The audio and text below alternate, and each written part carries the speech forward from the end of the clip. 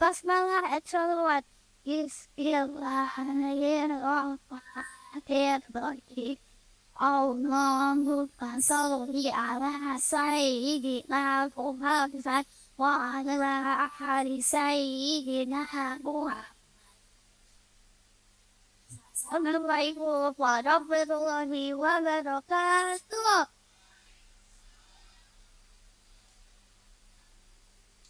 Thank you. Yes. I hope and wish Allah always bless us, especially on this day. That's okay. And my name is Ray from Grade 3 Hafta. On behalf of Lazwardi team, we would like to welcome all of the guests for today's event. Sebagai pembuka di acara ini, mari sama-sama kita mendengarkan pembacaan ayat suci Al-Quran dari kakak-kakak yang diikuti dan edit aktivitas silakan.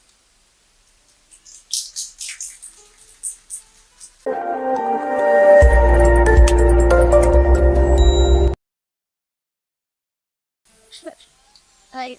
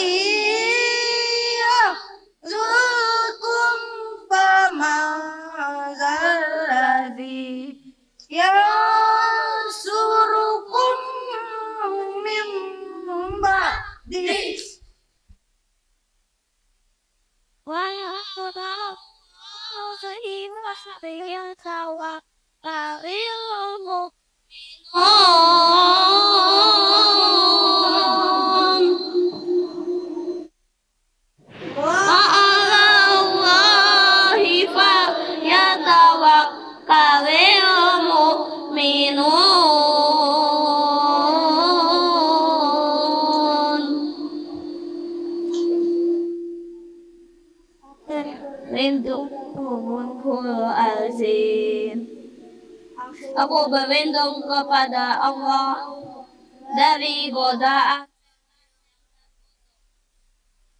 menyebut nama Allah yang Maha Pengasih, Maha Penyayang. Maka berkat Allah, Udah Muhammad lalu lemah lembut terhadap mereka.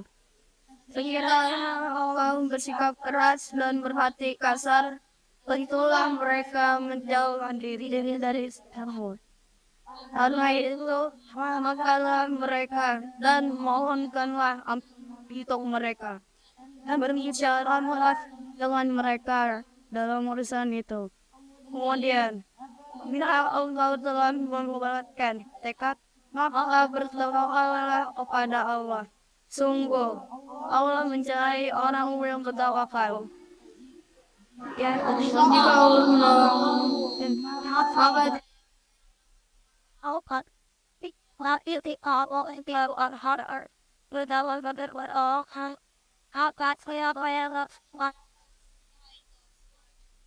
karena itu ada Allah saja orang-orang mukmin bertawakal pada Allah dengan segala firman-Nya. Assalamualaikum warahmatullahi wabarakatuh. Iya,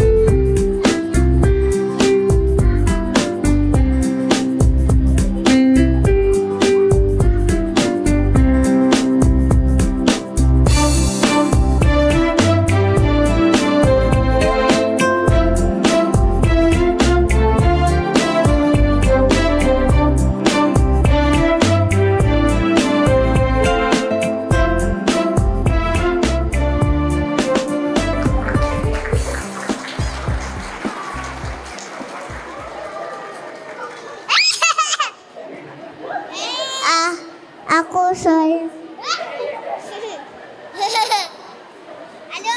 Hari ini aku punya papa mama.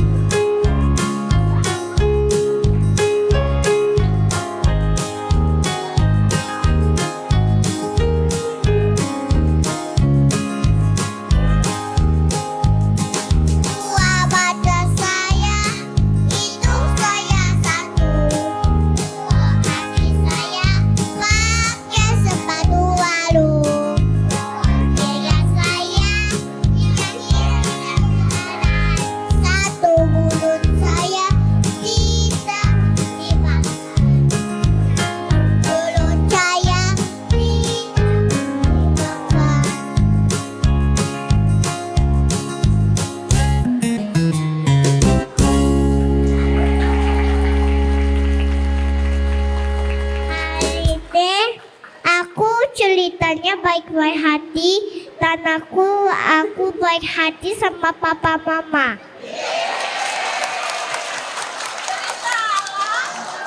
Dan aku sayang papa mama.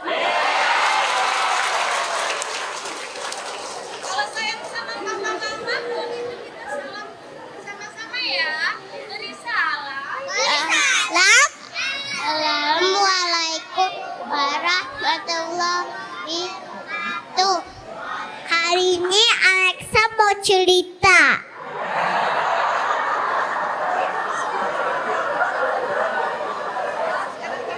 Cerita semua orang pintar baik.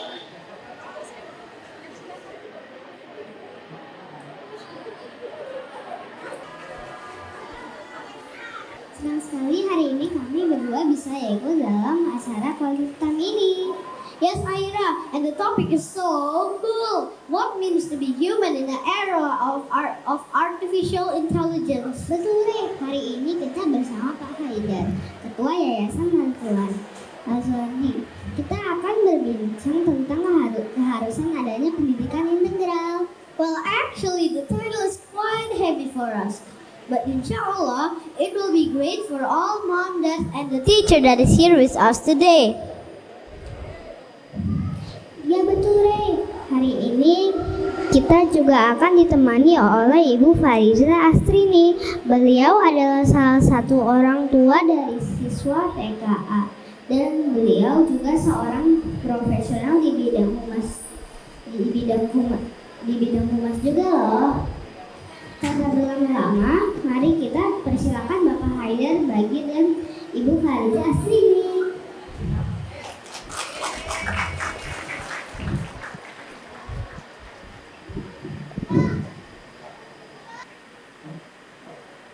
Assalamualaikum warahmatullahi wabarakatuh.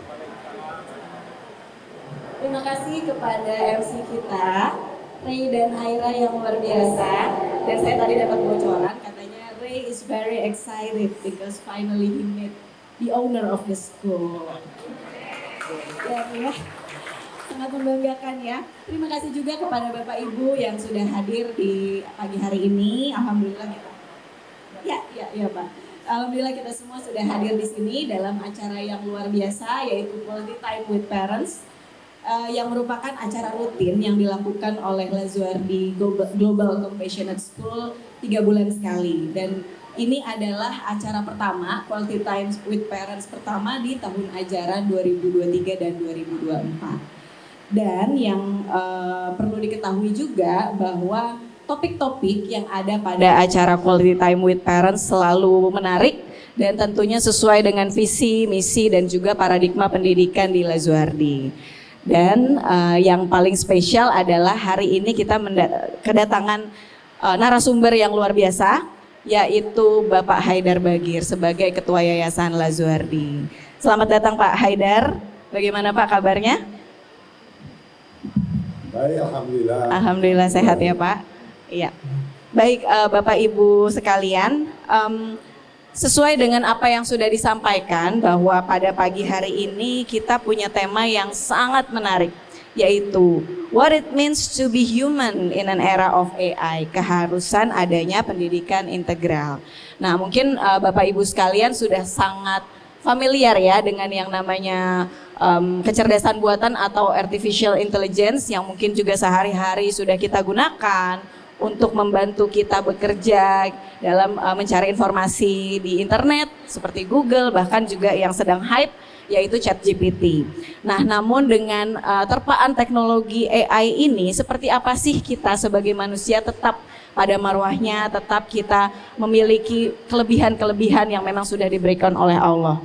Oleh karena itu, pagi hari ini kita akan mendengarkan insight, knowledge, sharing dari Bapak Haidar seperti apa menyikapi adanya teknologi canggih ini ya, AI untuk terutama untuk kita dan anak-anak kita di usia sekolah. Seperti apa kita menyikapinya.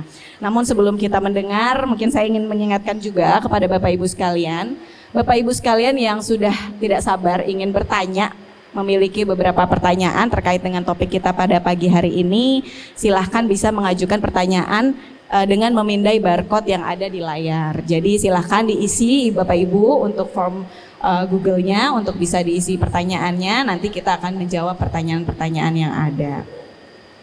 Baik, kalau begitu kita mungkin langsung saja ya Pak, tidak berlama-lama lagi. Kita saksikan pemaparan dari Bapak Haidar. Silahkan Bapak Haidar. Ya, Bismillahirrahmanirrahim. Assalamualaikum warahmatullahi wabarakatuh.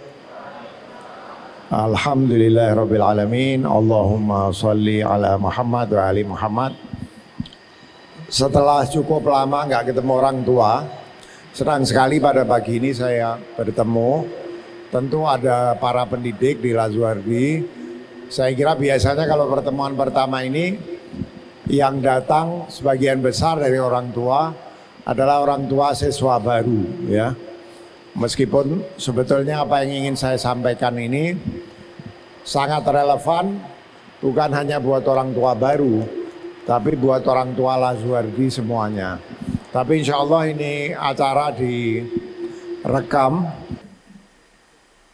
Jadi para guru di Lazuardi ini sudah terbiasa dengan perubahan yang sangat cepat. Ya, terakhir kita melaunch sekolah ini sebagai sekolah UAS asih. Mungkin setelah itu ada perubahan lagi, saya lupa. Ya, tentu kita melakukan eksperimen yang akhirnya mulai 2 tahun lalu kalau tidak salah sudah diterapkan secara keseluruhan, yaitu menjadikan proses belajar mengajar menjadi project based learning dan problem based learning. Tahun ini kita memperkenalkan perubahan dari lagi yang mungkin lebih drastis. Saya sambil duduk aja supaya menghemat energi. Omong-omong ketika TK Kanita didirikan, umur saya waktu itu baru berapa? Saya pulang dari Amerika berarti sekitar 35 atau 36 tahun. Itu ketika TK Kanita pertama didirikan sebelum akhirnya bergabung menjadi sekolah yang namanya Lazuardi. Umur saya sekarang 66 tahun. Jadi saya lupa, tadi saya merasa saya masih kuat berdiri terus. Nanti saya kira sudah ada. Jadi mohon maaf saya duduk. Tahun ini kita memulai sebuah proses untuk memperkenalkan satu paradigma baru di dalam proses belajar mengajar di sekolah kita yang nanti akan saya jelaskan, namanya integral education, pendidikan integral ya. Mungkin orang bertanya kok berubah terus sih? Saya kira makin lama lingkungan kita berubah makin cepat. Kita sudah bicara tentang AI cukup lama. Saya menulis di Kompas sebuah tulisan berjudul Pendidikan versus AI. Itu mungkin 5 tahun lalu. Pendidikan versus AI.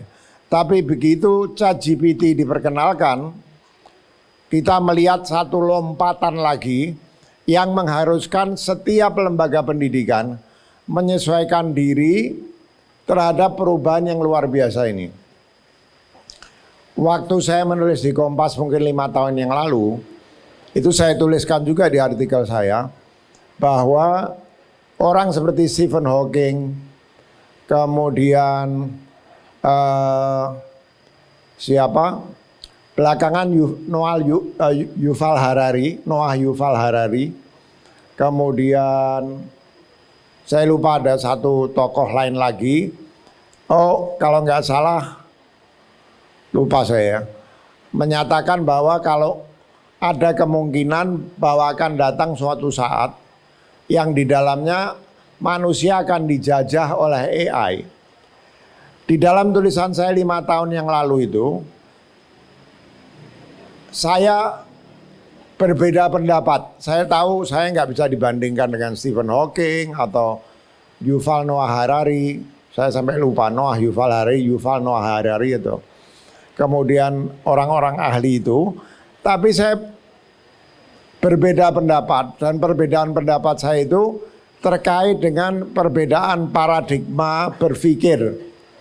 Ya, orang seperti Stephen Hawking atau Yuval Noah Harari itu adalah orang-orang yang menurut saya terjebak ke dalam paradigma sains yang reduksionis, bahwa berpikir itu hanyalah mengamati dengan panca indera dan kemudian mengolah pengamatan itu dengan rasio. Itu kan sudah terjadi sejak masa Renaissance, nanti terkristal dalam suatu masa yang disebut sebagai Enlightenment. Daya berpikir yang lain itu ditolak. Padahal selama sedikitnya sampai abad 1500, bahkan sampai abad 1900, berpikir itu tidak dibatasi hanya pada yang empiris dan rasional. Nah, kalau kita tetap ngotot dengan membatasi daya berpikir itu pada yang empiris, yang menggunakan panca indera, dan yang rasional, memang betul manusia pasti akan dijajah oleh AI. Ini ChatGPT sekarang ini, ya saya ngobrol sama anak saya kira-kira sebulan lalu diundang Bappenas untuk memberikan masukan mengenai persoalan pendidikan di Indonesia menjelang Indonesia Emas tahun 2045. Ya,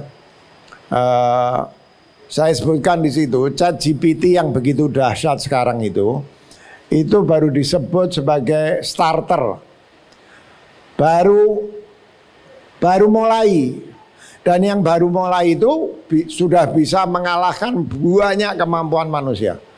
Sekarang bikin Excel sudah bisa pakai ChatGPT, ya. Segala macam kita akan terheran-heran oleh kemampuan ChatGPT yang luar biasa itu, ya. Nah, kalau kita bersaing dengan artificial intelligence dan bersaingnya itu di dalam kemampuan utamanya artificial intelligence, kita pasti kalah. Apa kemampuan, apa daya berpikirnya AI itu? Daya berpikir AI itu kan, atau proses berpikir AI itu kan algoritmis, berdasar algoritma. Algoritma itu sepenuhnya rasional logis. Bahkan ketika artificial intelligence membantu kita membuat lukisan yang sebetulnya itu suatu karya seni, maka dia juga melakukan itu dengan menggunakan mekanisme algoritma. Dan algoritma itu tidak mungkin keluar dari prosedur berpikir rasional logis. Nah, karena umat manusia pasca Enlightenment menolak daya berpikir manusia yang lebih luhur. Nanti apa yang saya maksud dengan daya berpikir manusia yang lebih luhur, dan mereduksi daya berpikir manusia kepada yang rasional logis, itu kalah sama AI. Karena AI itu punya kemampuan deep learning. Dia belajar sendiri dalam kecepatan yang luar biasa dahsyat. Manusia kalah cepat jauh di dalam merefine kemampuan berpikir rasional logisnya. Nah, kalau kita bersaing dengan AI dalam istilahnya level playing field, kita sejajar dengan AI, sama-sama menggunakan daya berpikir yang bersifat rasional logis, manusia pasti kalah. Nah, padahal manusia bukan itu. Daya berpikir rasional logis manusia itu daya berpikir paling rendahnya manusia. Daya berpikir rasional logis yang menjadi andalannya AI itu adalah daya berpikir manusia yang paling rendah. Sekarang kita mungkin terheran-heran melihat orang mungkin akan sinis kepada saya ketika saya ngomong begitu. Mereka akan bilang, sains yang metodenya berdasarkan empirisme dan rasionalisme kan berkembang sedemikian dahsyat. Buat yang nggak tahu, saya ini S1 saya di ITB.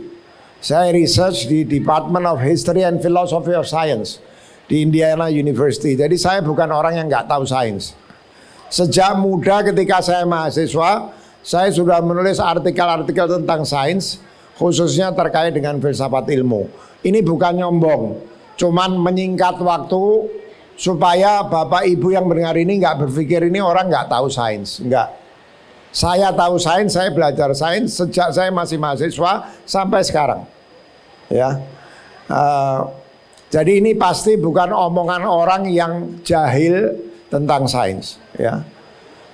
Orang akan bilang, loh, dunia ini sudah berkembang sedemikian dahsyat dengan metode saintifik yang mengandalkan empirisme dan rasionalisme. Kok kamu bisa bilang bahwa manusia itu hanya menggunakan dayanya yang paling rendah, yaitu daya rasional logis? Dengan mudah saya akan menjawab itu dengan mengatakan apa? Pertama, manusia sudah rugi besar dalam mencari kebahagiaannya dengan melupakan daya-daya luhurnya. Apakah dengan kemajuan sains yang begitu dahsyat, kemampuan manusia untuk hidup bahagia bergerak sama cepat enggak dengan itu? Yang terjadi, saya kira tingkat kebahagiaan umat manusia itu bergerak bertentangan dengan tingkat kemajuan sains dan teknologi. Itu yang pertama. Kita ini rugi besar. Manusia modern ini begitu dahsyatnya kemampuannya dalam mengembangkan sains, tapi begitu rendahnya kemampuannya dalam menguasai keterampilan untuk hidup bahagia. Itu pertama. Ya, bukan itu fokus pembicaraan saya, tapi sambil lalu saya ingin katakan itu. Apakah kita bisa bilang bahwa manusia zaman sekarang itu lebih bahagia dari manusia dulu? Apakah kita sekarang dengan HP yang begitu canggih, kita yakin bahwa kita lebih bahagia daripada zaman ketika HP belum ada? Kalau saya lihat zaman ketika ayah saya dan kakek saya hidup, saya bisa mengatakan sebagian besar manusia hidup jauh lebih tidak bahagia dibanding di zaman ayah saya dan di zaman kakek saya. Ayah saya dulu, alhamdulillah, seorang yang boleh disebut sangat terpelajar, bekerja sebagai wira swasta, pagi bersama anak-anaknya, kemudian bersama ibu saya, santai pukul 9 naik becak pergi ke perusahaan batiknya. Ya, kemudian sebelum zuhur pergi ke masjid, membaca kitab, menambah pengetahuannya tentang agama, sambil disajikan kopi jahe, kue-kue. Habis sholat zuhur pulang, makan siang bersama ibu saya, tidur sebentar, nanti sore kembali ke tempat bekerjanya, mempersiapkan bahan-bahan untuk pekerjaan esok hari. Sore hari itu sudah pulang di rumah. Malam hari duduk di teras rumahnya dengan ibu saya, anak-anaknya termasuk saya masih kecil, suka mengganggu, ikut campur di dalam pembicaraan di teras, jalan-jalan, rekreasi tanpa perlu narsis. Kalau pergi rekreasi nggak bingung untuk selfie moto dirinya. Orang sekarang kalau nggak dilihat bahwa dia jalan-jalan, kalau nggak dilihat bahwa dia kuliner, hidupnya nggak bahagia. Nah, bisakah kita mengatakan bahwa orang sekarang itu lebih bahagia dari generasi yang lalu? Betul bahwa perkembangan sains itu lebih maju. Tapi yang kita cari dalam hidup itu apa? Saya kira nggak ada satu orang waras pun yang percaya bahwa tujuan hidup itu bukan kebahagiaan, bahwa tujuan hidup itu kebahagiaan. Semua kita percaya. Sementara sekarang sebagian besar umat manusia itu mengalami anxiety. Kata salah seorang penulis psikologi yang terkenal, kita mengalami status anxiety. Nah, ini dengan adanya sosmed, kita berusaha mengalahkan status anxiety itu dengan berlomba-lomba narsis. Ya. Kadang-kadang saya suka geli itu, saya duduk di satu restoran, ada berapa orang yang terus diposting. Kalau tidak ada pengakuan dari orang bahwa dia ini orang punya duit, gaya hidupnya modern, maka hidupnya nggak bahagia.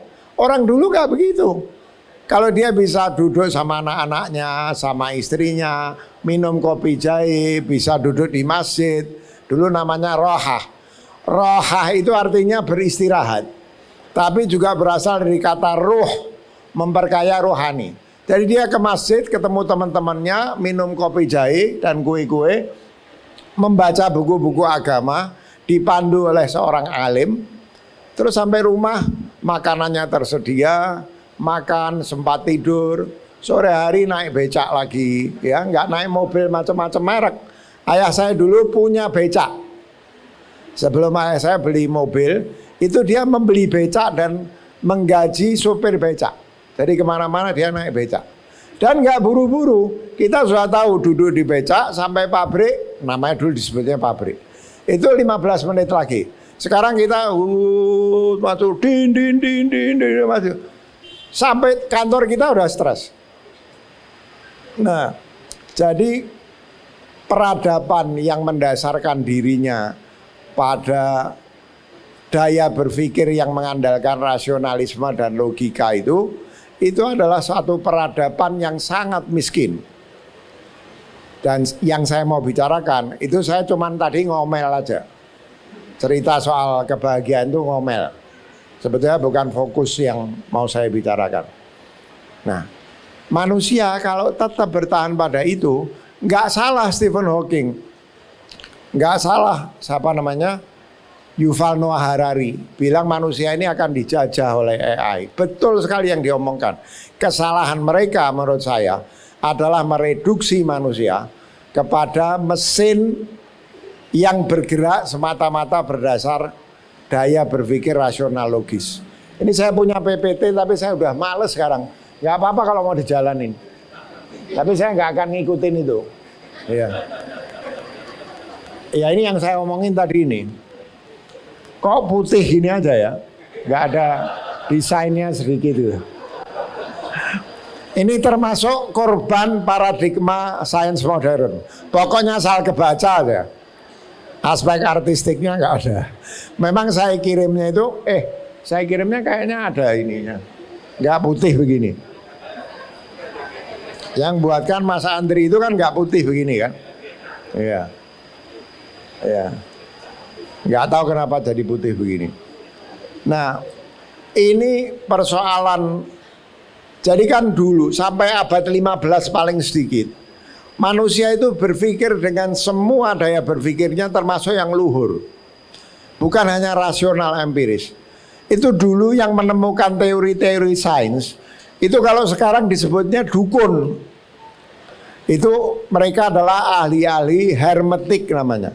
Itu kira-kira kalau gampang, mereka itu pantasnya disebut dukun. Yang menemukan teori-teori sains itu dukun-dukun itu. Orang seperti Pitagoras. Pitagoras itu seorang hermetis. Ya, sampai abad 15 ada orang namanya Giordano Bruno. Itu seorang hermetis kayak dukun gitu. Dia yang menemukan di zaman misalnya ada yang disebut sebagai ilmu alkimia. Ya, salah satu tokohnya di dalam Islam namanya Jabir ibn Hayyan, muridnya Imam Ja'far Shadiq. Itu yang menjadi perintis ditemukannya kimia. Dan dia adalah ahli agama. Dulu itu yang banyak menemukan teori-teori sains itu ahli agama.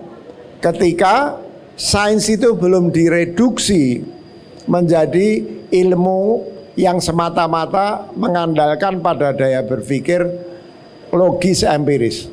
Tapi kemudian itu direduksi. Kalah peradaban yang lebih kaya dulu itu kalah, diganti dengan peradaban yang miskin yang dianggap sebagai peradaban yang maju. Maka manusia sekarang jadi miskin. Kemampuannya melahirkan sains hanya dari daya berpikir empiris dan logis. Gak punya keterampilan untuk hidup bahagia. Hatinya tidak berkembang. Ya, rohaninya tidak berkembang. Makin lama makin miskin. Coba lihat sekarang tingkat gangguan kesehatan mental itu makin lama makin meningkat. Kata WHO sekarang 12% manusia itu kena gangguan. Ini mental disorder loh ya. Yang sudah tingkatnya paling tinggi. Kalau cuman gangguan mental yang ringan-ringan, ya jumlahnya jauh lebih banyak. Dan meningkat dengan rate yang lebih tinggi. Dan sekarang makin menyasar anak-anak muda.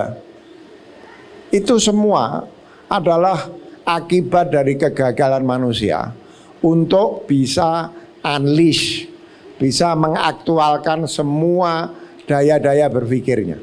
Dan berpikir dalam Islam itu, atau di dalam peradaban sebelum dia direduksi jadi sangat miskin itu, berpikir itu bukan cuma menggunakan rasio.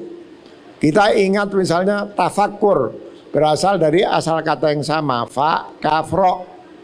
Dan tafakkur itu menggunakan rasa, bukan hanya menggunakan akal. Nah itu direduksi. Ya. Sekarang tiba waktunya manusia harus memilih. Kemarin-kemarin manusia masih bisa hidup dengan mereduksi dirinya hanya pada kemampuan berpikir logis rasional. Dan mereka bisa hidup. Belum ada AI atau AI belum berkembang sampai sekarang. Belum muncul ChatGPT. Sekarang manusia harus milih. Bisa hidup, bahkan hidup lebih bahagia, atau hancur menjadi budaknya AI. Sekarang ini manusia nggak bisa lagi, pokoknya saya mau jalan terus tapi saya mau senang, nggak bisa. Kalau manusia tidak memilih sekarang, manusia akan hancur. Dan dugaan saya, manusia akan memilih untuk mengembangkan daya-dayanya yang luhur agar tidak hancur oleh AI. Nah ini coba terus, keluarnya ini lagi. Apa ini? Nah ini sudah saya bahas, lanjut. Nah apa saja daya luhur manusia yang dilupakan, ya, yang dulu ini menjadi andalan. Saya menulis juga sebuah artikel di Kompas, itu sudah sekian tahun lalu. Judulnya Puisi dan Musik Sains.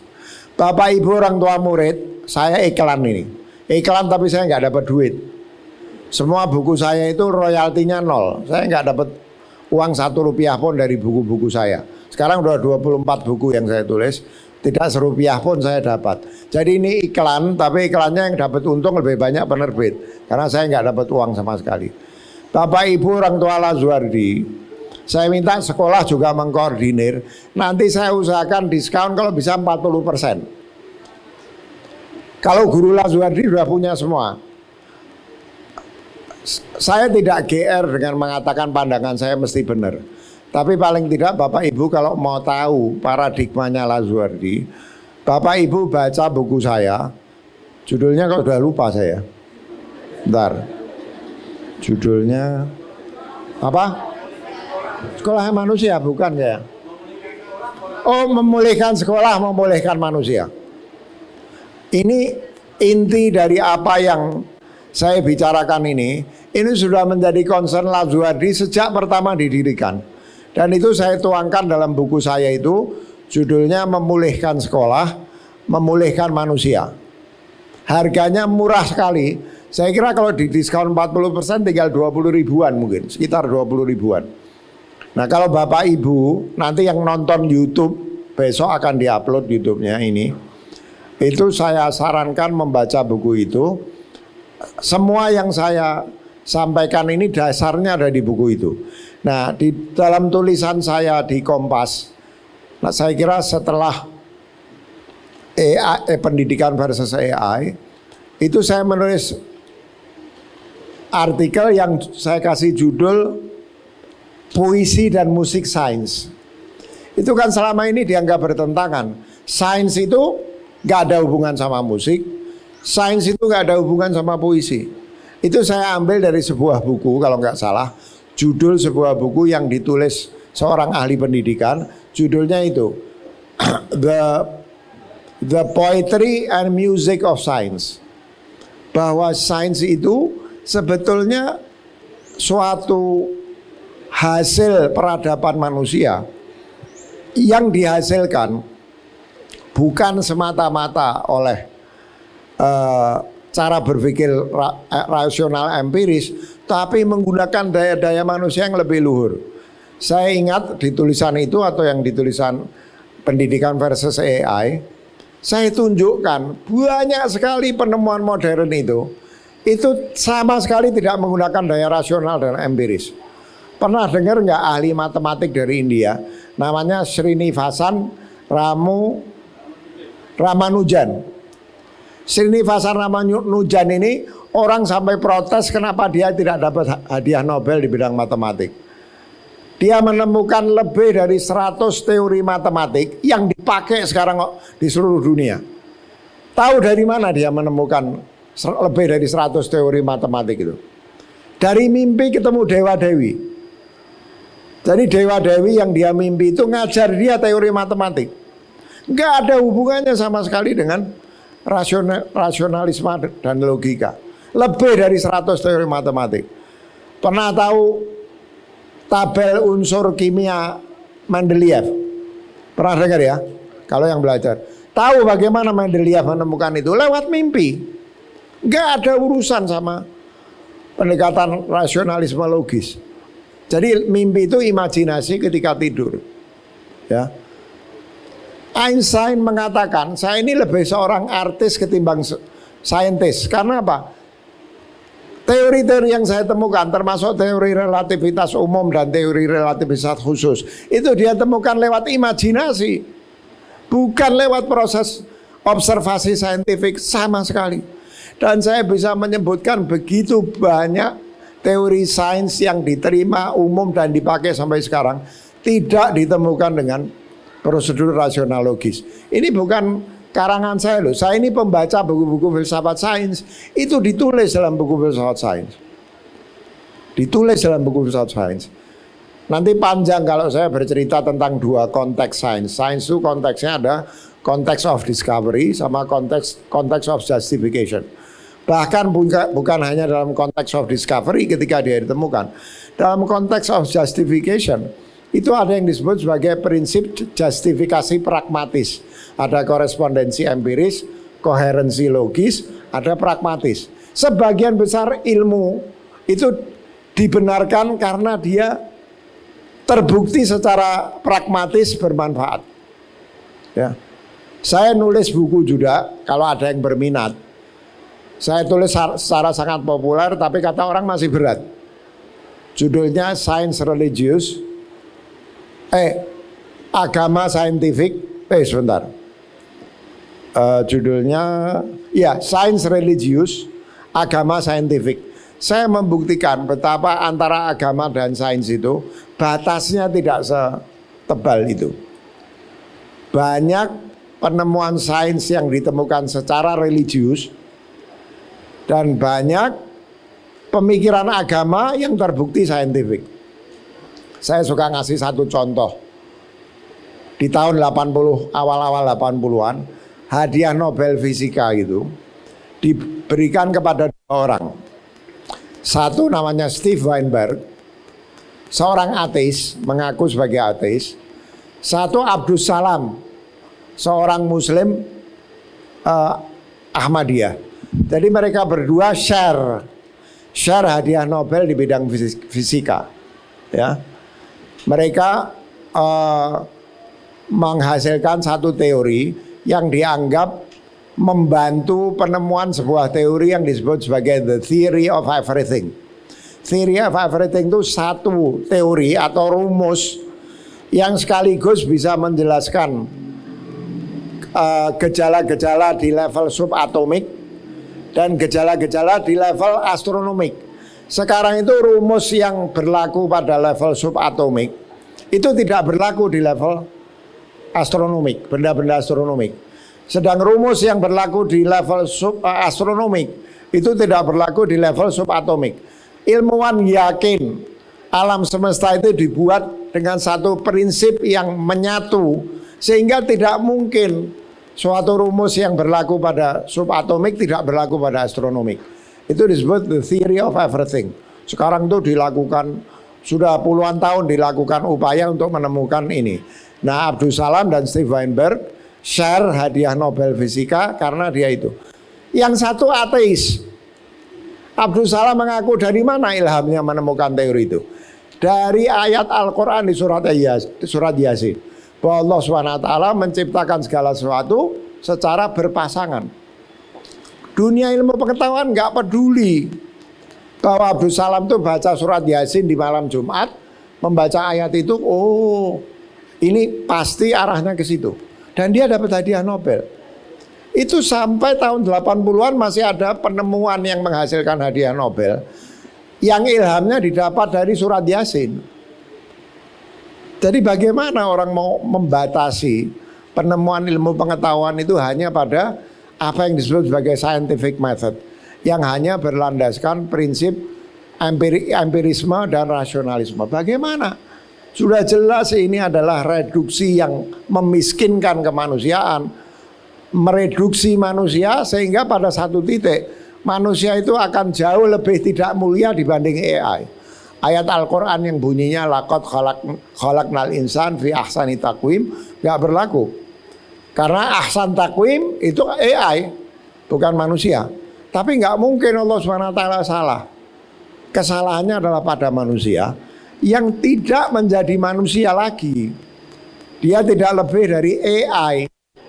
Tidak lebih dari AI, cuman bedanya gerakannya lebih lembut ya. Suatu saat mungkin pakai AI bisa nari Jawa, nari kecak, nari Bali, bisa mungkin. Nah, kenapa Allah SWT mengatakan laqad khalaqnal insan fi ahsani taqwim? Karena manusia ini mengandung daya-daya keilahian di dalam dirinya. Ini yang dilupakan, ini yang disangkal. Karena itu betul kata Stephen Hawking, betul kata Yuval Noah Harari, bahwa manusia akan habis dijajah oleh AI. Sekarang saya kan punya perusahaan penerbitan. Itu terjemahannya ChatGPT jauh lebih bagus dari terjemahan manusia. Profesi penerjemah itu akan hilang. Bagus sekali ini ChatGPT. Tadi kita baru diskusi tentang penerjemahan buku berima untuk anak-anak. Itu ChatGPT menerjemahkan dengan sangat indah. Jadi profesi akuntan, profesi penerjemah, banyak sekali profesi yang nanti akan hilang. Manusia akan melayani AI. Jadi ketika saya diundang di Bappenas, moderatornya Menteri Bappenas, itu saya bilang, kalau mau bicara tentang Indonesia di tahun 2045, which is katanya anak Jaksel, which is 23 tahun lagi, bahkan bicara tentang coding dan computational thinking itu sudah terlalu rendah. Saya nggak mengatakan bahwa computational thinking. Sekarang kan Kementerian Indonesia ini menjajakan computational thinking, coding. Itu akan bermanfaat, tapi manfaatnya tidak lebih daripada melayani AI. Jadi kalau kita jago, sekarang ini kan dianggap, wah computational thinking ini penting, coding ini penting. Itu nanti kita akan menjadi pelayannya AI. Bagaimana memahami cara bekerja AI. Itu sudah akan ketinggalan jauh, 2045 saya bilang sama menterinya. Kok masih bicara rayonisasi, bicara ini. Kalau bicara tahun ini boleh. Tapi 23 tahun lagi ChatGPT yang dibilang starter sekarang akan seperti apa 23 tahun lagi. Jadi itu menterinya kaget-kaget, tertawa, terpingkal-pingkal sambil nervous. Itu anak saya ada di situ. Jadi waktu saya ngomong dia tertawa, terpingkal-pingkal, tapi saya tahu dia nervous. Bahwa apa yang dilakukan itu gak ada hubungannya sama Indonesia Emas di tahun 2045. Harus ada perombakan transformasi habis-habisan dalam sistem pendidikan sekarang. Kalau kita betul-betul mau mencapai Indonesia Emas 23 tahun lagi, AI itu kayak apa ya. Dan terbukti saya bilang, teori relativitas umum, teori relativitas khusus, tadi yang kecil-kecil seperti ditemukannya tabel kimia unsur Mendeleev. Saya suka ngasih cerita, kalau baca buku misalnya karangan Hempel. Hempel itu salah satu ahli filsafat sains. Itu dia bercerita bagaimana rumus benzin itu ditemukan. Bukan bensin ini persisnya, benzin dasarnya itu. Itu ditemukan oleh seseorang namanya Kekulé. Kekulé itu, waktu Kekulé nyari rumus benzin, itu pada waktu itu rumus kimia yang dikenal orang itu rumus kimia anorganik. Pasti yang sekolah SMA apalagi IPA tahu rumus kimia anorganik. H2O itu nulisnya gimana? H strip 2O apa gimana? Sudah lupa saya. Oh ya, sudah lupa saya. Soalnya saya sekarang belajarnya filsafat Islam. Nah, dia mencoba membuat rumus kimia benzin dengan rumus kimia anorganik. Nggak ketemu. Sampai dia kecapean. Oleh Hempel digambarkan dalam bukunya. Hempel itu salah seorang ahli filsafat sains paling terkemuka. Saya ulang-ulang itu, jangan dikira saya sedang khutbah ilmu tasawuf apa-apa. Saya membaca, saya mempelajari, mengikuti sampai sekarang. Itu katanya si Kekule itu capek. Kebetulan kursinya bisa diputer apa memang diputer gitu. Dia melihat apa perapian itu, perapian. Mungkin di musim dingin. Saya bayangin kayak di film-film tuh. Biasanya kalau gambarkan orang tertidur, itu dia lihat api, terus apinya makin buram, dia tidur. Nah ketika dia kecapean, nggak ketemu rumus kimia benzin itu, dia putar, dia lihat perapian, lama-lama dia mengantuk. Di antara jaga dan tidur itu, dia bermimpi melihat ular yang terbang di udara. Sampai ular itu terbang begitu, suatu saat ular itu menggigit ekornya sendiri. Dia bangun, dia sadar bahwa rumusnya harus rumus yang apa? Apa struktur?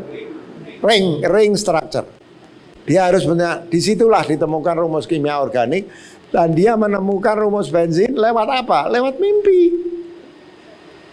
Mimpi itu adalah imajinasi. Nah itu disangkal semua. Imajinasi dianggap khayal yang nggak ada realitasnya. Padahal kata Einstein apa? Imagination is apa? Nah, imagination is more important than knowledge. Itu yang ngomong Einstein.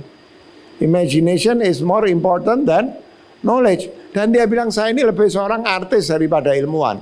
Karena saya temukan teori-teori saya yang mengubah dunia itu lewat imajinasi, bukan lewat cara berpikir rasional empiris. Nah, satu-satunya jalan keselamatan bagi manusia adalah mengembalikan daya-daya berpikir manusia yang luhur ini agar menjadi andalan manusia di dalam berpikir.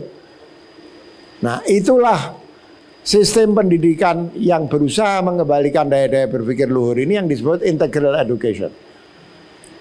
Pendidikan integral. Itu yang mulai tahun lalu di dalam meeting-meeting Lazuardi sudah mulai dibicarakan dan sekarang terus diupayakan dimatangkan. Tadinya akan mulai eksperimen tahun ini tapi belum siap kita ya. Belum ya, Pak. Jadi kita akan mulai eksperimen tahun depan. Nanti orang tua akan ditawari siapa di antara orang tua yang mau anaknya masuk kelas integral education. Kayaknya kemarin sudah dicoba ditawarkan dan responnya bagus dari orang tua. Jadi jangan kaget kalau Lazuardi ini gonta-ganti, sebetulnya bukan gonta-ganti tapi terus merefine. Ya, terus merefine. Itu misalnya seperti Lazuardi memperkenalkan diri sebagai sekolah welas asih. Itu salah satu modal untuk bisa mengembangkan daya-daya berpikir yang lebih luhur. Itu adalah kebersihan hati. Nah, sekolah welas asih itu sekolah yang mengupayakan anak-anaknya supaya tidak dikuasai oleh egoisme. Karena egoisme itu yang mengotori hati. Jadi kita sudah mencoba dengan problem based learning, project based learning. Sebelumnya kita mencoba thematic learning dan lain sebagainya sampai menjadi sekolah welas asih. Itu sebetulnya secara parsial kita sudah mencoba merefine sistem kita menuju kepada sesuatu yang sekarang itu kita sebut sebagai integral education. Dan ini bukan istilah yang saya buat ya. Ini sudah diperkenalkan di berbagai wilayah.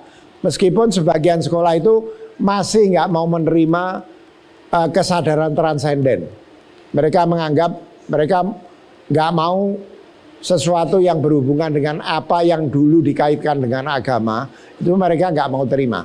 Saya punya beberapa contoh sekolah yang sudah mencoba menerapkan integral education, tapi menghilangkan upaya untuk mendidik anak-anak memiliki kesadaran transenden. Kalau di Lazuardi sudah pasti itu akan menjadi sesuatu yang penting. Nah ini yang saya maksud. Ini yang saya sebut sebagai 360 degree degrees consciousness. Dulu kesadaran itu pertama direduksi hanya yang ini. Jiwa di sini artinya bukan roh, tapi mind. Itu kesadaran manusia itu hanya diyakini terbatas pada ego individual. Ada terbatas pada diri saya ini aja. Ya. Supaya lebih jelas apa yang melebihi ego individual itu kesadaran kosmik. Ada kesadaran transenden, ada kesadaran kosmik alam semesta. Ini yang saya sebut sebagai 360 degrees consciousness. Ini yang akan dikembangkan di dalam pendidikan integral. Selama ini bukan saja, terpaksa saya turun, bukan saja ini kesadaran yang dipilih. Manusia itu punya kesadaran luhur, tapi yang diterima hanya kesadaran rasional logis saja. Betapa banyaknya daya kesadaran manusia yang sudah disangkal, diabaikan. Kalau manusia ngotot dengan itu, ya habis sama AI, betul. Makanya kita harus mengantisipasi keadaan itu dengan mencoba menjadikan pendidikan itu, mengembangkan pendidikan integral. Ini saya sampaikan ke Bappenas, cuman menterinya berapa bulan lagi sudah ganti. Saya nggak tahu apakah ada pengaruhnya itu, apa yang saya sampaikan di Bappenas itu. Nah ini yang mau kita coba ya. Karena itu ini habis itu tadi ya. Yang sebelumnya apa? Sebelumnya dulu. Sebelumnya ini. Sebelumnya. Oh enggak, sudah. Oke ini. Integral education bukan semata-mata pendidikan yang meliputi pengembangan daya-daya manusia, khususnya yang lebih luhur dari ego individual belaka. Ini kayaknya sebelumnya ada, coba. Terus lagi. Oh udah di sini. Sebelum ya ini ya. Jadi integral education tuh kalau kita ngikuti Ken Wilber ini salah satu tokohnya, tapi banyak tokoh lain. Meliputi yang indrawi, yang vital, emosional, mental. Mental itu rasional tadi, spiritual atau imaginal. Dengan kata lain the physical, vital, mental, psychic, and spiritual. Dengan kata lain pada puncaknya belajar harus merupakan lived experience. Pengalaman yang dihayati itu namanya erlebnis. Dari suatu dunia yang, jadi belajar itu ya, ini sudah mulai rumit. Jadi saya nggak akan, ini mestinya nggak perlu saya ceritakan tadi, bikin repot ini. Tapi sekarang ini orang itu mengetahui dengan cara berjarak terhadap objeknya. Ada objek, ada kita mengetahui dengan representasi dari objek itu. Harusnya manusia itu intim dengan objek. Manusia itu menyatu dengan objeknya. Itu kalau di dalam filsafat Islam disebut ilmu itu bersifat huduri. Ada pada diri manusia itu. Saya berhenti di situ dulu lah, makin ruwet.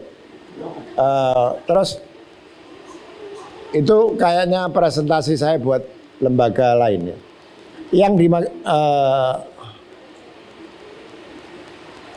Yang dimaksud dengan pengalaman yang dihayati itu adalah bukan sekedar persepsi, baik persepsi indrawi ataupun rasional mental, sebagaimana selama ini kecenderungan proses belajar mengajar dalam sistem pendidikan kita, melainkan pengalaman yang dialami dengan keseluruhan wujud kita. Yang indrawi, yang mental, yang emosional, yang imajinal, yang spiritual. Pengalaman itu dirasakan dan menyatu dengan keseluruhan diri atau wujud kita. Sekedar sebagai ilustrasi biar menangkap ini. Itu nanti proses belajar mengajar yang berjarak. Baik antara guru dan murid. Maupun murid dan objek yang dipelajari. Itu harus dihilangkan. Ya, terus akan ada bagian penting dari apa yang disebut sebagai mindfulness. Saya kasih contoh ya, meskipun saya sudah 1 semester cuti, mudah-mudahan bisa saya teruskan. Saya ini sekarang mahasiswa, saya ngambil program doktor, nggak mungkin sampai doktor karena saya memang nggak merencanakan sampai doktor, dari satu universitas di Amerika namanya Sophia University. Itu dulu namanya The Institute of Transpersonal Psychology. Saya ini mahasiswa, betul-betul mahasiswa, resmi mahasiswa. Nah, sekolah ini selalu dijadikan contoh sebagai sekolah yang menerapkan integral education. Saya kasih contoh ya proses belajar mengajar. Saya mahasiswa, jadi saya ngambil beberapa mata pelajaran. Kemudian setiap mata pelajaran itu selalu mulai dengan overview tentang topik itu. Setelah dibahas menjadi 12 topik, overview. Kemudian video dari dosennya menjelaskan. Kemudian termasuk buku-buku kepustakaan. Buku ini baca 1 sampai halaman 51, buku ini baca 1 sampai 32. Sekian buku kita harus baca. Nah, kemudian ada kolaborasi. Kita kolaborasi, kita setiap minggu harus memasukkan karya tulis kita. Karya tulis kita itu ada 2. Saya lupa istilah yang dipakai sekarang. Satu karya tulis yang berupa wacana, naratif. Satu lagi pengalaman kita. Kita harus menulis tentang pengalaman intim kita terkait dengan topik itu. Kemudian kita suruh ngomentarin 3 tulisan mahasiswa lain. Ya. Dan yang harus kita masukkan sebagai tugas, penyelesaian tugas tiap minggu, itu enggak satu bisa naratif, bisa pengalaman intim. Sebagian bahkan yang naratif itu bisa diganti dengan menyetorkan lukisan. Dia menjelaskan, dia melukis dan menjelaskan apa lukisannya. Mengirim puisi, saya pernah ngirim puisi, anak saya pernah baca. Kata anak saya puisinya luar biasa. Saya sendiri nggak tahu kalau itu bagus. Tapi memang dosen saya memberikan komentar khusus tentang puisi saya itu. Jadi anak-anak itu boleh berekspresi dengan lukisan, dengan puisi. Bukan selalu harus nulis gitu. Pada suatu hari ada ini atau apa, hal-hal seperti itu. Tapi kalau misalnya di dalam project based learning, anak-anak itu kamu mau nyerahkan proyek kamu dalam bentuk apa? Saya mau bikin lukisan, boleh. Saya mau bikin puisi, boleh. Waktu, lah itu topiknya salah, topiknya nggak bisa disampaikan dengan cepat. Tapi saya akan tutup setelah ini. Kemudian ada yang disebut centering practice. Setiap minggu kita harus meditasi. Jadi kita dipandu untuk meditasi. Jadi belajar itu dengan keseluruhan diri kita. Dengan mata, dengan telinga, dengan tangan, dengan meditasi, dengan melahirkan karya seni, dengan mengungkapkan pengalaman pribadi yang intim. Nah sekarang sekolah itu apa? Apalagi di sekolah negeri, maaf ya saya bukan menghina. Masuk, guru datang, nulis di papan tulis, ngomong, terocos, anak-anaknya dites, selesai pendidikan itu. Betul-betul hanya dengan daya berpikir paling dangkal manusia. Kalau kita tidak berhati-hati, habis. Anak-anak kita ini akan jadi pelayan AI. Pelayan AI mending yang paling tinggi, bisa jadi pelayan AI yang paling rendah. Itu yang dimaksud dengan integral education. Ada lagi nggak? Tadi sudah lanjutkan aja. Itu tadi sudah saya sebut, keintiman dengan alam yang berkesadaran. Jadi di dalam integral education itu kita percaya semua alam semesta ini berkesadaran dan kita bisa mentap kesadaran alam semesta. Maka kita harus mendidik anak-anak kita dekat dengan alam, bisa mendengarkan suara alam, bisa mendengarkan pengetahuan yang diajarkan alam kepada kita. Itu yang saya sebut tadi 360 degrees consciousness. Plus kesadaran akan Tuhan. Ya, kesadaran akan Tuhan bahwa semua pengetahuan yang kita ketahui itu datangnya dari ilham dari Tuhan. Ya. Nah, terus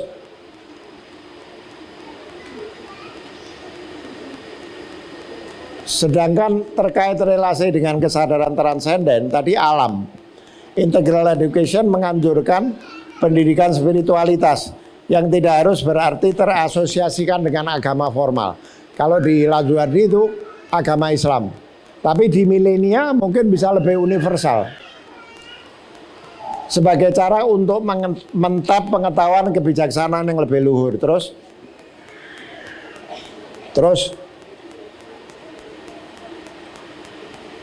nah, yang tidak kalah penting, kesadaran itu bukan hanya berlevel-level, tapi semua integral. Makin kita sensitif terhadap kesadaran alam, makin sensitif kita dengan kesadaran ketuhanan. Makin kita sensitif dengan kesadaran ketuhanan, makin kita sensitif terhadap kesadaran alam. Makin kita sensitif terhadap kesadaran diri, makin sensitif kita dengan kesadaran ketuhanan dan alam. Makanya dalam sebuah hadis dikatakan man arafa nafsah faqad arafa rabbah. Ya. Jadi bukan hanya ada banyak kesadaran, kesadaran itu saling berjalin berkelindan. Ketika kita mengajarkan kesadaran transenden, sekaligus kita mengajarkan kesadaran kosmik, sekaligus kita mengajarkan kesadaran diri. Makanya di dalam tasawuf, irfan Islam itu, manusia itu disebut apa? Jagat cilik. Jagat itu universe, alam. Manusia itu alam ini. Alam itu disebut apa? Jagat gede. Atau kalau di dalam bahasa kosakata Islam, manusia itu disebut alam shaghir, alam kecil. Alam disebut apa? Insan kabir, manusia dalam skala besar. Karena kita percaya tauhid, apa yang diilhamkan Allah itu sama seperti hukum alam, sama seperti hukum manusia.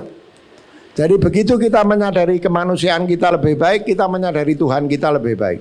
Kita menyadari alam kita lebih baik. Kalau kita lebih sensitif kepada alam, kita lebih sensitif kepada diri kita lebih sensitif kepada Tuhan kita. Ya, ini yang disebut sebagai pendidikan integral. Satu bahwa kesadaran itu bertingkat, dan kesadaran rasional logis itu yang paling rendah. Kita mengabaikan kesadaran luhur. Kedua, berbagai kesadaran itu menyatu. Ya, saling berpengaruh. Itu kira-kira. Ini contoh di beberapa sekolah yang sudah menerapkan, tapi karena waktunya habis, saya berhenti di situ. Jadi mohon nanti orang tua yang tidak hadir juga menonton YouTube-nya supaya bisa ngikutin. Jangan sampai Lazuardi lari kemana, orang tua nggak bisa ngikutin larinya. Akhirnya nanti bingung. Loh kok sekolahnya begini? Sekolah itu kan harusnya ngerjakan soal-soal matematik 100 gitu ya. Orang tua perlu mengetahui ini. Mudah-mudahan apa yang saya sampaikan ini meskipun agak buru-buru dan ringkas bisa memberikan gambaran tentang kemana Lazuardi ini akan mengarah dalam sistem pendidikannya. Terima kasih.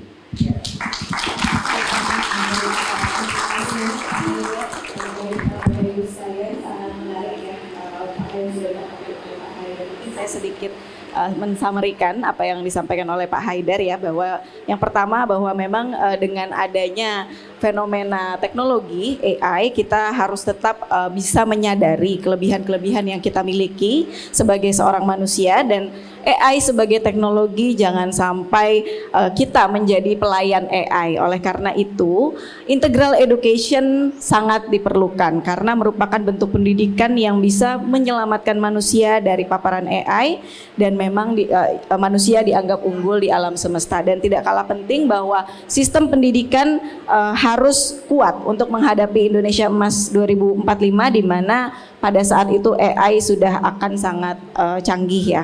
Nah, oleh karena itu sistem untuk pendidikan integral ini kita mengembalikan daya-daya atau unsur diri di dalam manusia yang tetap harus dihubungkan pada kesadaran transenden.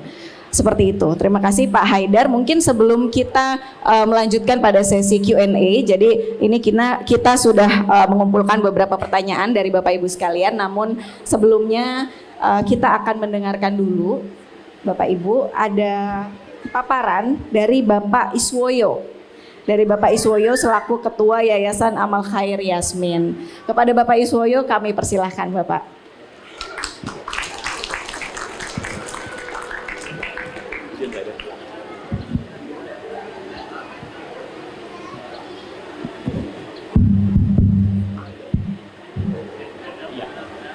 Orang Bali melakukan satu riset sosial dengan mengajak orang-orang kaya untuk melakukan kegiatan berbagi, dan mereka diminta menyisihkan dana yang biasa digunakan untuk kegiatan berlibur di akhir tahun. Dana itu kemudian terkumpul dan kegiatan itu terlaksana, orang kaya itu juga terlibat, kegiatan berlangsung dengan baik, dan pada saat kegiatan berakhir mereka diajak untuk merefleksikan dengan satu pertanyaan, apa yang Bapak dan Ibu rasakan? Ternyata hampir sebagian besar mereka mengatakan, saya sungguh jauh lebih bahagia dibanding tahun-tahun sebelumnya. Inilah Bapak dan Ibu, salah satu puncak kebahagiaan adalah dengan memberi, dan ini ditulis Pak Haidar dalam bukunya Islam, Risalah Cinta dan Kebahagiaan. Assalamualaikum warahmatullahi wabarakatuh. Waalaikumsalam. Pak Haidar yang kami hormati, Pak Said, Bu Ma'ruf, Bu Iba, dan Bapak dan Ibu pimpinan unit, Bapak Ibu guru, dan ayah bunda yang berbahagia. Apa kabar? Konon katanya jawaban apa kabar seseorang itu menentukan tipikalnya. Yang menjawab alhamdulillah sehat pasti alumni COVID-19. Yang menjawab alhamdulillah luar biasa tetap semangat pasti bunda-bunda yang sering mendampingi anaknya di TK. Karena lihat guru-guru yang ngajar. Yang menjawab luar biasa dahsyat pernah ikut MLM ya Bapak sekalian. Mohon izin berdiri di sini mewakili teman-teman dari Yayasan Yasmin, karena tak kenal maka tak nyumbang. Mudah-mudahan setelah kenalan nanti banyak sumbangan Bapak dan Ibu sekalian. Tahun 98 negara kita kena krisis. PHK di mana-mana. Anak-anak putus sekolah, kemudian Bapak, Pak Haidar, Pak Rahmat Riyadi, Pak Parni Hadi, pimpinan-pimpinan kami di Yayasan Republika merilis satu kegiatan anak asuh untuk orang-orang yang ter-PHK. Zaman-zaman itu Bapak dan Ibu di Yayasan Yasmin memiliki 1.500 anak asuh. Masya Allah. Kok nggak ada yang tepuk tangan dia Bapak dan Ibu sekalian? 1.500. Sampai berjalan dengan baik, kemudian di sela-sela jalan dengan Pak Haidar di satu tempat, beliau mengajukan pertanyaan begini, Pak Said, Bu Iba, Bapak dan Ibu. Pak Ismoyo, apakah beasiswa kita ini efektif apa tidak? Kami sampaikan kepada beliau, Pak, mohon izin, karena kita tidak punya tolak ukur dampak beasiswa kecuali hanya membayar uang SPP, maka kami tidak bisa memastikan dari sisi dampak pembelajarannya. Maka beliau memutuskan, pokoknya beasiswa kita kurangi, kita kemudian mengalihkan dananya untuk bikin sekolah gratis, Ibu Bapak.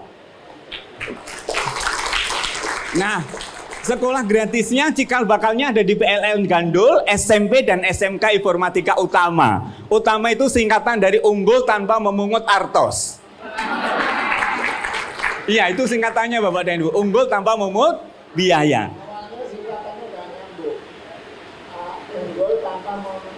Biaya Pak, iya betul. Awalnya unggul sama memungut biaya, jadi agak nggak pas. Jadi kita cari A-nya yang pas itu artos. Karena kebetulan kita di Jawa Barat, mudah-mudahan kita sambung-sambungkan Bapak dan Ibu sekalian ya. Alhamdulillah Ibu Bapak, sekolah ini alhamdulillah sekarang ini kita mengelola 6 sekolah gratis dari TK sampai SMK Informatika. Syarat masuk ke sekolah kami gampang, yang penting berasal dari keluarga miskin. Kalau alat tes untuk masuk di sekolah Yasmin cuma satu, tes kemiskinan Ibu Bapak. Didatangi rumahnya, didata pekerjaan orang tuanya, di ranking siapa yang paling miskin, itulah yang diterima. Bukan siapa yang paling pinter.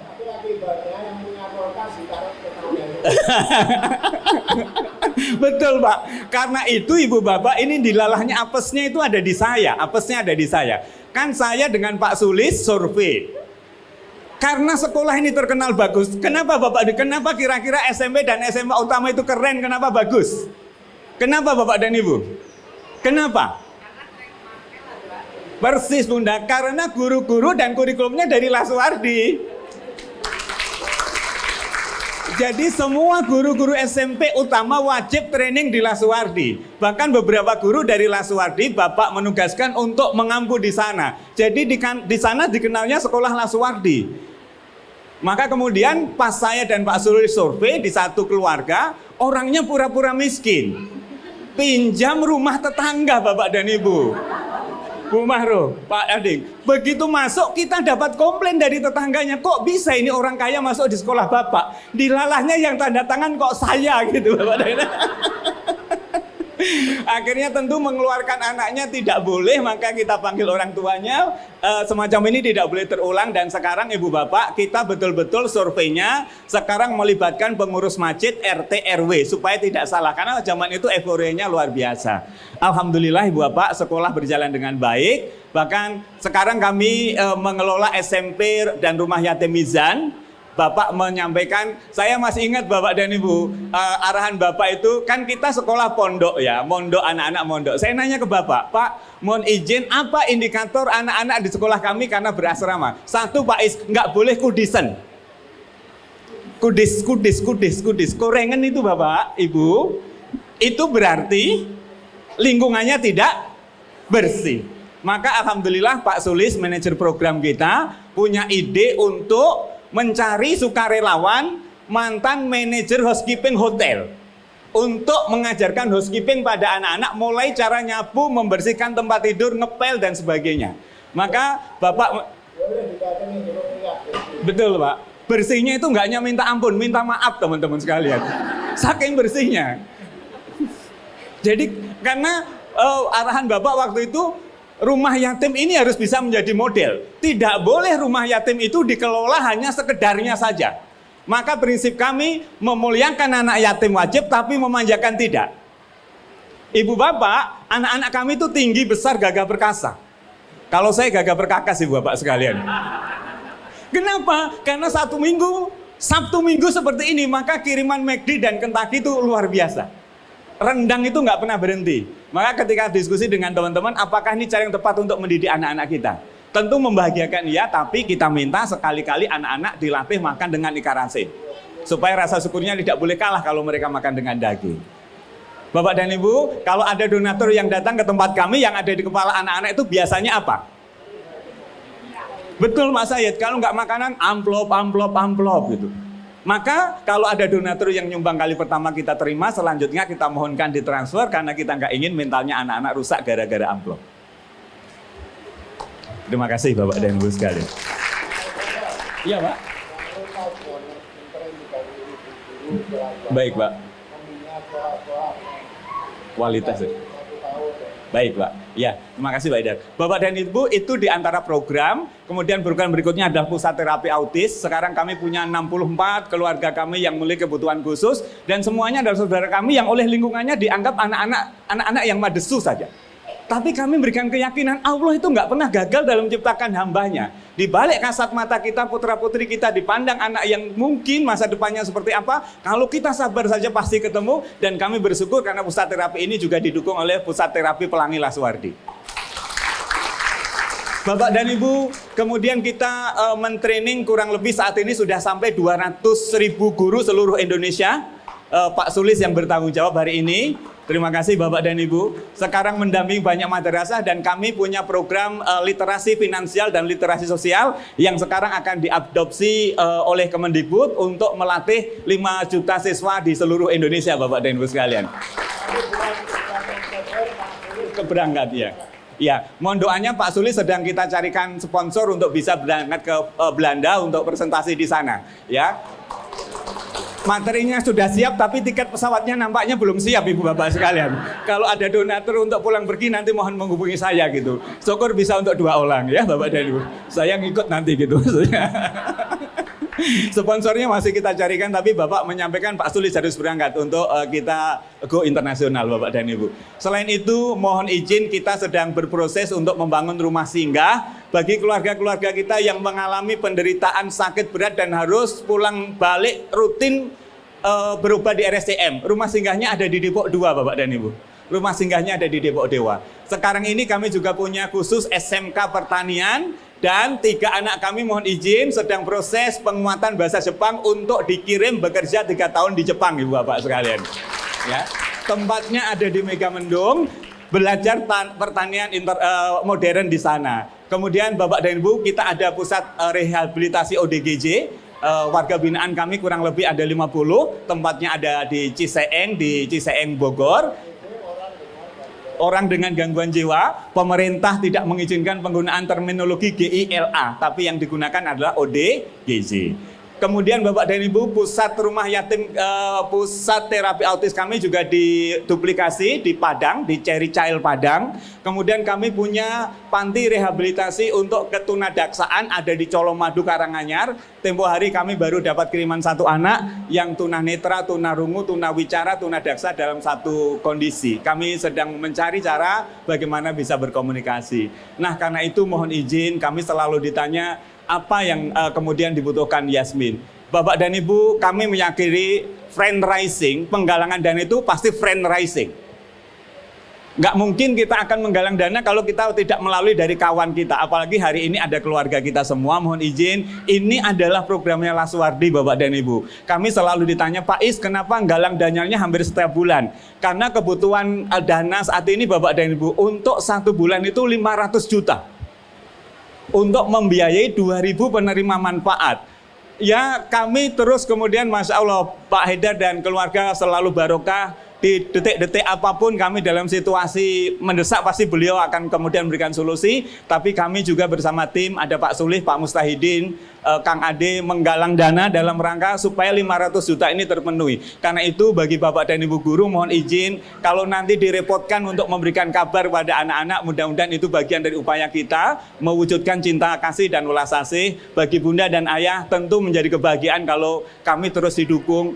Kami sempat berhitung seandainya ayah dan bunda di Laswardi itu secara rutin menyisihkan 100.000 saja per bulan rutin, itu nampaknya kami sudah bisa bernapas agak lega Bapak dan Ibu, karena penggalangan dana sementara ini tentu masih terus kita ikhtiarkan, dan kalau senang disumbang dengan dana maupun dalam bentuk barang, karena kita punya toko barbeque yang ada di Ciputat, toko barang bekas berkualitas.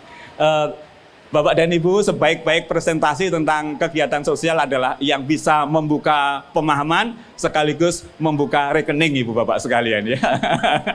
Untuk itu, bagi Bapak dan Ibu yang berkenan berpartisipasi dengan Yasmin karena ini bagian dari Laswardi, teman-teman dari Amal Khadi Yasim ada di depan, dan Bu Mutia terima kasih sudah diberi kesempatan untuk hadir pada kesempatan hari ini. Terima kasih banyak. Mohon maaf lahir batin. Assalamualaikum warahmatullahi wabarakatuh. Terima kasih Pak Iswoyo. Insya Allah mungkin Bapak Ibu sekalian di sini sudah siap-siap dompet dan rekeningnya Pak ya, untuk mendonasikan sebagian rezekinya ke Yayasan Amil Khair. Baik Pak Haidar, sepertinya sudah ada beberapa pertanyaan masuk. Sebetulnya ada beberapa pertanyaan, cuma memang waktu kita cukup terbatas. Jadi di sini ada 2 pertanyaan yang kami pilih. Yang pertama terkait dengan bagaimana kita bisa mencegah diri kita addicted to AI, because AI spoils us with fast and reliable problem solving solutions, and that makes our problem solving becomes dull, Pak. Kira-kira begitu dulu Pak, satu pertanyaan. Silakan Pak Haidar. Ini pertanyaan bagus karena mengingatkan saya untuk memberikan klarifikasi. Problem kita itu bukan di AI ya. AI-nya nggak salah apa-apa, AI itu benda mati, artinya nggak punya roh. Jadi saya sama sekali tidak ingin mengatakan bahwa AI itu jelek. AI itu bagus membantu manusia. Nah persoalannya apakah manusia itu mampu tetap menjadi, kalau lawannya budak itu majikannya AI. Jadi bukan kita dijajah AI, tapi kita menggunakan AI untuk kepentingan kemanusiaan yang lurus. Jadi nggak ada sama sekali pengertian bahwa AI itu jelek. AI itu biar berkembang sebaik-baiknya, tapi saya bicara tentang bagaimana kita tetap menjaga posisi manusia sebagai ciptaan yang paling mulia dan tetap bisa mengendalikan AI untuk kepentingan kemanusiaan. Artinya bukan untuk menjadikan manusia lebih makmur saja, manusia lebih kuat saja. Orang kalau kuat nggak dibimbing oleh kebijaksanaan menghancurkan. Orang kalau makmur tidak dibimbing oleh kemanusiaan akhirnya boros dan membunuh diri. Jadi nggak ada sama sekali pengertian atau konotasi bahwa AI itu jelek, nggak ada. AI itu bagus, yang saya persoalkan bagaimana manusia mengantisipasi perkembangan AI. Kalau pertanyaan kedua itu seperti sebetulnya AI itu kan AI sebagaimana game, bahkan game yang ada di HP, di komputer itu tidak buruk dalam dirinya sendiri. Kita berehat dengan main game tidak jelek, ya. Dan AI itu jauh lebih lebih canggih dari sekadar game untuk menghibur diri, ya. Nah, jadi persoalan bagaimana kita sulit mengatakan bagaimana tidak addicted dengan AI, karena AI itu memang harus kita manfaatkan, tapi kata kuncinya adalah kontrol terhadap itu. Nah, kontrol itu terkait dengan kemampuan rohani kita, terkait dengan kemampuan kejiwaan kita, terkait dengan akhlak kita, terkait dengan kedisiplinan kita. Ya caranya kita kembangkan itu semua, termasuk di lembaga-lembaga pendidikan seperti Lazuardi. Misalnya kita sekarang memperkenalkan tablet di kelas. Tapi orang tua perlu tahu bahwa tablet itu tidak diberikan kepada siswa setiap pagi sampai dia pulang. Dia disimpan di sekolah, penggunaannya juga dikontrol, tidak bisa digunakan kecuali untuk mengakses sumber-sumber informasi tertentu, dan hanya diberikan kepada siswa pada saat guru merasa tablet itu diperlukan. Nah, itu yang saya sebut sebagai kontrol. Oke, Pak. Baik, berarti intinya kontrol ya, Pak, ya. Nah, kemudian ada satu lagi terakhir pertanyaan Pak Haidar. Ini sebetulnya sepertinya curhat ya Bapak Ibu, mungkin dari saya juga sekalian ya. Jadi Ananda ini mengerjakan tugas itu dibantu ChatGPT. Saya masih enggan untuk mengizinkan. Nah, adakah tips Pak, rambu-rambu dalam belajar mengajar agar kualitasnya tetap baik dan kontrol kita sebagai orang tua ini dalam menghadapi era AI? Saya bagi tugas, saya Haidar yang jawab. Alasannya bagi tugas, barang nggak bisa jawab. Silakan Pak Said. Baik, Pak Haidar. Jadi mungkin ke Bapak Ibu sekaligus singgung masalah bagaimana sikap Lazuardi tentang AI. Saya sendiri memberi fatwa ala Habib KW ke semua kepala sekolah untuk wajib pakai AI, wajib pakai ChatGPT. Kenapa? Karena itu sebuah kenyataan yang kita akan hidup, anak-anak kita akan hidup di zaman di mana didominate oleh alat seperti itu. Jika guru tidak familiar, bagaimana bisa mereka mendidik anak-anak untuk familiar? Sikap orang tua itu secara tradisional itu selalu seperti itu. Pertama ada internet, juga kekhawatirannya banyak. Setelah itu aplikasi game selalu ada. Dan memang ada manfaat dan mudarat.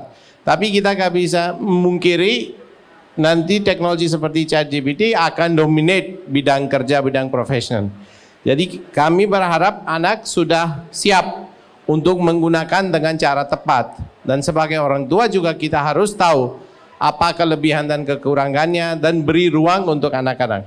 Nah, jika dari sekolah misalnya dari Lazuardi ada tugas yang sangat dangkal yang bisa dijawab oleh ChatGPT, saran saya itu coba kerjasama intens sama guru. Kenapa kok diberi amanah yang seperti itu? Bahkan ke guru-guru ada fatwa nomor 2. Saya bilang jika ada sesuatu yang anak bisa jawab dalam 30 detik dengan pakai Google, berarti tidak mengembangkan pola pikir yang kita harapkan dari anak. Jadi jangan sampai, ini fatwa dari Habib asli dari dulu tentang perang Diponegoro tahun berapa itu. Kalau sudah hafal ya kelebihannya apa? Bisa Google, bisa cari lebih detail di Wikipedia. Oleh karena itu sebagai orang tua, saya rasa kita harus explore bersama dan menjelaskan kelebihan kekurangan. Saya sebagai pendidik merasa ChatGPT itu masih jauh lebih nyaman dari beberapa aplikasi lain yang anak-anak pakai, bahkan social media. Karena dari ChatGPT desain awal sudah ada beberapa protection tentang predator online, ada beberapa protection tentang pornografi dan lain sebagainya.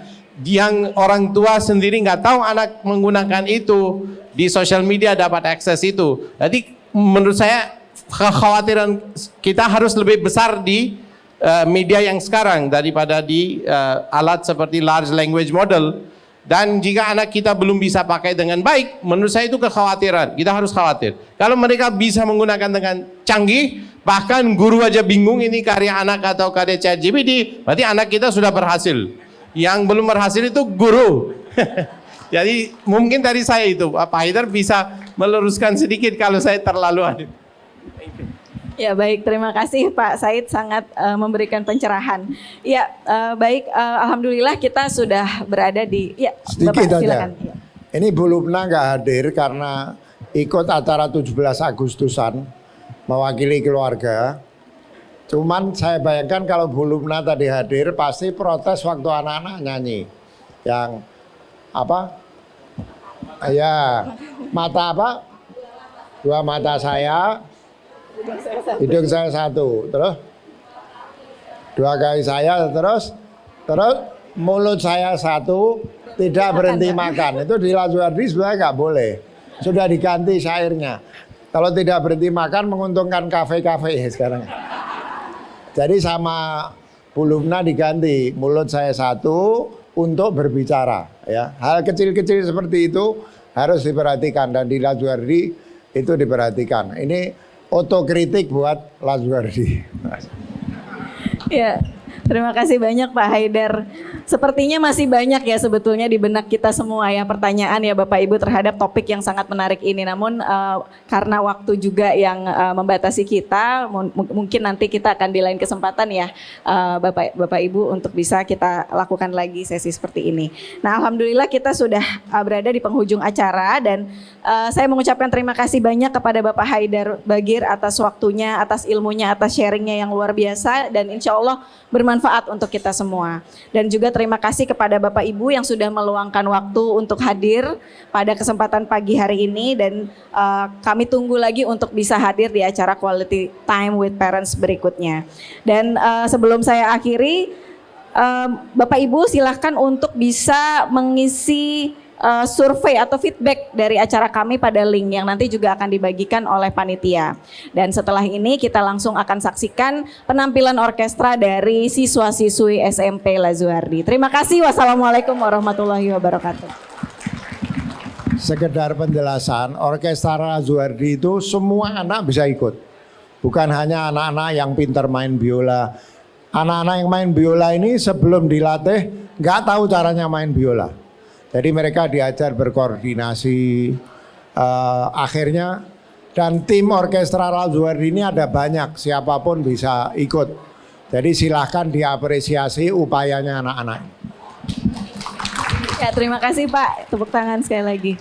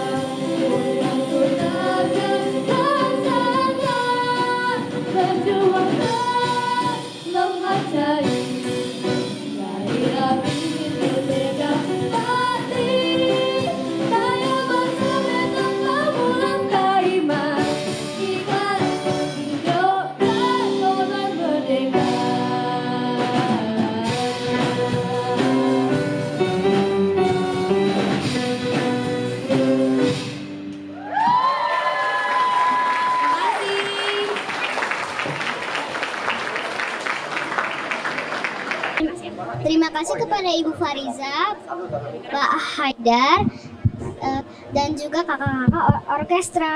Sebelum kita menutup acara ini, marilah kita berdoa bersama-sama yang akan dipimpin oleh Teacher Maran. Kepada Teacher Maran kami persilakan.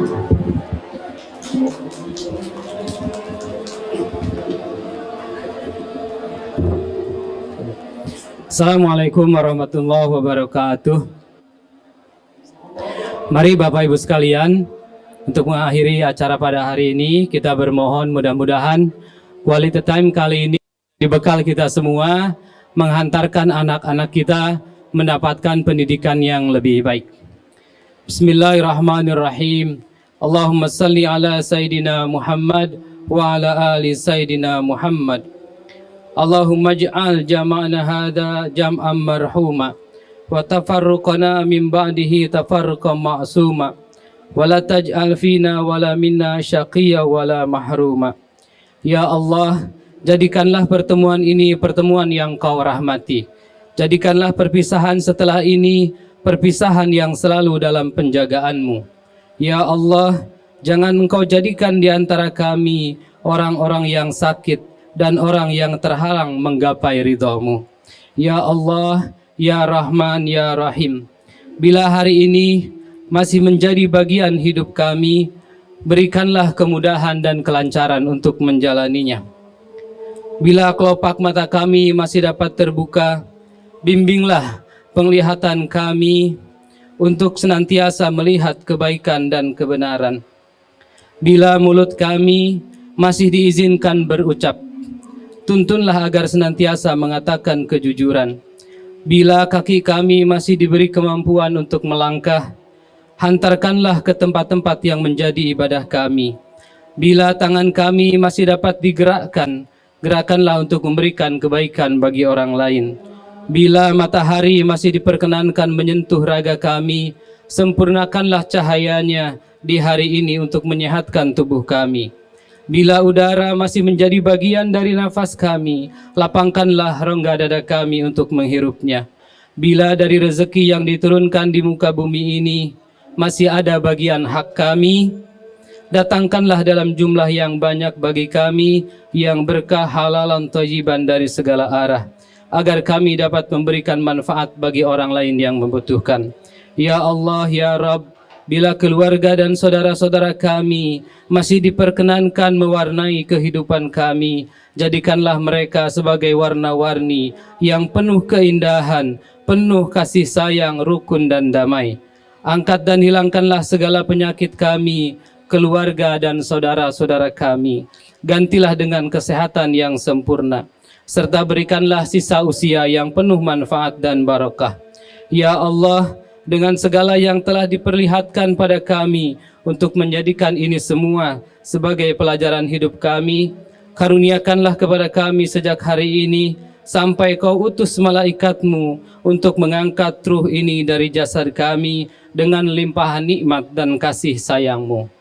Rabbana atina fid dunya hasanah wa fil akhirati hasanah wa qina adzabannar. Subhana rabbika rabbil izzati amma yasifun wa salamun alal mursalin walhamdulillahi rabbil alamin.